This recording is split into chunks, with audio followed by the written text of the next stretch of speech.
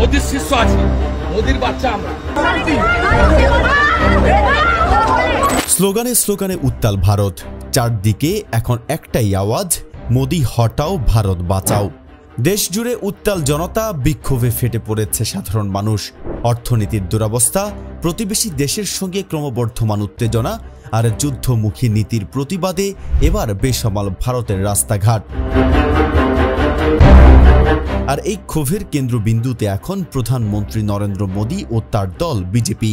চমকপ্রদ ব্যাপার হলো, এই আন্দোলনে বিজেপির অনেক সাবেক ও বর্তমান নেতাও যোগ দিয়েছেন। এমন উত্তাল সময়ে সামনে এসেছে আরও বিস্ফোরক তথ্য। জনতার গণধোলাই খেয়ে পালিয়েছে বিজেপি নেতা শুভেন্দু অধিকারী ও বিতর্কিত সাংবাদিক ময়ূখ রঞ্জন ঘোষ।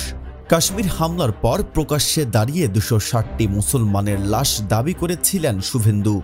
অন্যদিকে পশ্চিমবঙ্গের টিভি চ্যানেল রিপাবলিক বাংলার সাংবাদিক ময়ূখ রঞ্জন ঘোষ যেন একাই উস্কে দিচ্ছিলেন পাক ভারত যুদ্ধকে।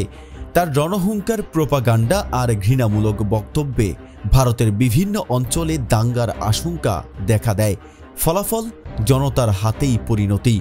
ভারতের প্রথম সারির এক গণমাধ্যম জানিয়েছে, বাংলাদেশিদের কাছে মলম বিক্রেতা উপাধি পাওয়া ময়ূখ রঞ্জনকে রীতিমতো গণধোলাই দিয়ে তাড়িয়ে দিয়েছে কলকাতার জনগণ।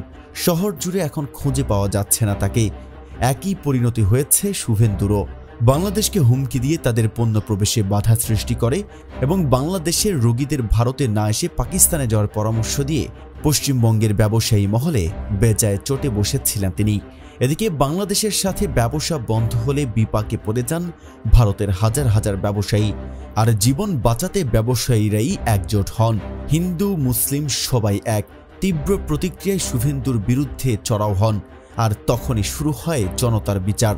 রাস্তায় ধরা পড়ে মার খেয়ে এলাকা ছাড়তে বাধ্য হন শুভেন্দু অধিকারী ও ময়ূখ রঞ্জন ঘোষ। বিশেষজ্ঞদের মতে পাকিস্তানকে নিয়ে যুদ্ধাবস্থা তৈরির পেছনেও এই দুজনের উস্কানি বড় ভূমিকা রেখেছে।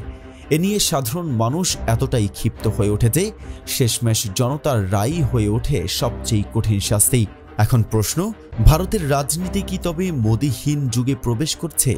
আর সত্যি কি এসব মলম বিক্রেতা প্রোপাগান্ডাবাজদের বিদায়ের শুরু হলো?